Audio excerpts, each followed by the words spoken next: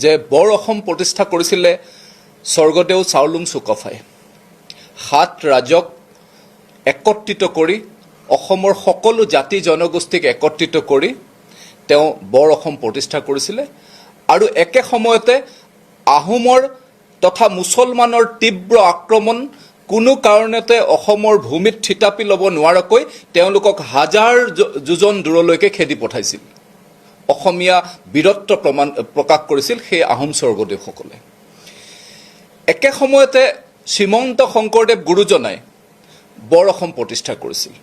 সকলো জাতি জনগোষ্ঠীক একত্ৰিত কৰি নৱবৈষ্ণৱ পন্থ প্ৰতিষ্ঠা কৰি বৰ অসম প্ৰতিষ্ঠা কৰিছিলে, য'ত চানখাইৰ দৰে ইছলাম ধৰ্মী লোককো তেওঁ ইছলাম ত্যাগ কৰাই শ্ৰীমন্ত শংকৰদেৱ গুৰুজনাই প্ৰতিষ্ঠা কৰা নৱবৈষ্ণৱ পন্থত আনি সনাতনী হিন্দু পৰম্পৰালৈকে তেওঁক পৰাৱৰ্তন কৰিছিল।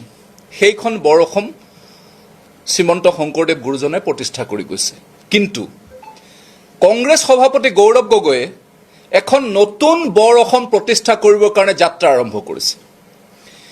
সেই যাত্ৰা 11 জানুৱাৰী 2026 চনত ৰেজাউল কৰিম চৰকাৰৰ কংগ্ৰেছৰ মঞ্চৰ পৰা দিয়া সেই হুংকাৰ, এই হুংকাৰৰ দ্বাৰা প্ৰেৰণা পাইছে গৌৰৱ গগৈ ডাঙৰীয়াই।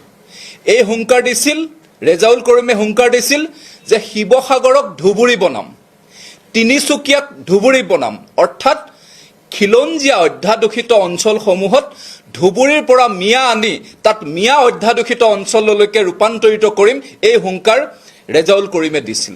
যদিও বা ৰেজাউল কৰিম এক বিশেষ পৰিস্থিতিত কংগ্ৰেছত থাকিব নোৱাৰিলে, কিন্তু ৰেজাউল কৰিমে যি বাৰ্তা কংগ্ৰেছলৈ প্ৰেৰণ কৰিলে, কংগ্ৰেছৰ মজিয়াৰ পৰা প্ৰেৰণ কৰিলে, সেই বাৰ্তাক গৌৰৱ গগৈয়ে সঠিকভাৱে অনুধাৱন কৰিলে আৰু সেই তাৰ পিছৰে পৰা অসমত এক নতুন বৰ অসম প্ৰতিষ্ঠা কৰিবৰ কাৰণে তেওঁ যাত্ৰা আৰম্ভ কৰিছে, যি যাত্ৰাই সেই চাওলুং চুকাফাৰ সেই বৰ অসম, শ্ৰীমন্ত শংকৰদেৱ গুৰুজনাৰ সেই বৰ অসমক নৎসাত কৰিলে গৌৰৱ গগৈ ডাঙৰীয়াই। তেওঁলোকক অপমানিত কৰিলে, অসমীয়া জাতিক অপমানিত কৰিছে।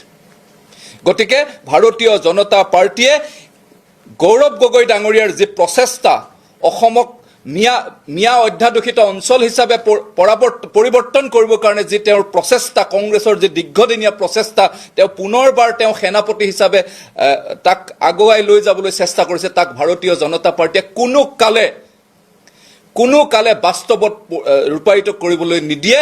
গৌৰৱ গগৈ ডাঙৰীয়াৰ প্ৰতি, গৌৰৱ গগৈ ডাঙৰীয়াৰ এই যাত্ৰাক অসমৰ জনসাধাৰণে প্ৰতিহত কৰিবৰ কাৰণে অসমবাসী সন্মানীয় ৰাইজক আমি আহ্বান ৰাখিছোঁ। আপোনালোকে এটা কথা চাব, আজি গৌৰৱ গগৈ ডাঙৰীয়াই কিছু বক্তব্য যোৱা সময়ছোৱাত কৰি আছে। তেওঁ কৈছে যে তেওঁ অসমৰ খিলঞ্জীয়া জনসাধাৰণৰ কাৰণে চৰকাৰে লোৱা কেতবোৰ সিদ্ধান্তক তেওঁ নৎসাত কৰিছে, তেওঁক উপলুঙা কৰিছে। মাননীয় মুখ্যমন্ত্ৰী ডক্টৰ হিমন্ত বিশ্ব শৰ্মা ডাঙৰীয়াই 6 লক্ষ মানুহক ভূমিৰ পট্টা প্ৰদান কৰিলে, 6 লক্ষ খিলঞ্জীয়া মানুহক ভূমিৰ পট্টা প্ৰদান কৰিলে। তেওঁ সেই যি সিদ্ধান্ত চৰকাৰৰ, সেই সিদ্ধান্তকো তেওঁ উপলুঙা কৰিছে।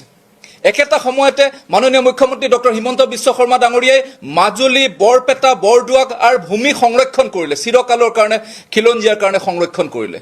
সেই কথাটো তেওঁ পাহৰি গৈছে। তেওঁ সেই কথাটোতো মাননীয় মুখ্যমন্ত্ৰী ডাঙৰীয়াক উপলুঙা সুৰেৰে বক্তব্য কৰিছে। আৰু তেওঁ এই যাত্ৰাত খিলঞ্জীয়া অধ্যাদূষিত অঞ্চলবিলাকলৈ কাক লৈ গৈছে জানে? সেইজন মিয়া নেতাক লৈ গৈছে, যিজন মিয়া কংগ্ৰেছীয়ে 48টা সমষ্টি, অসমৰ 48টা সমষ্টি মিয়াৰ কাৰণে সংৰক্ষণ হ'ব লাগে বুলি বক্তব্য ৰাখিছিলে, আহ্বান ৰাখিছিলে।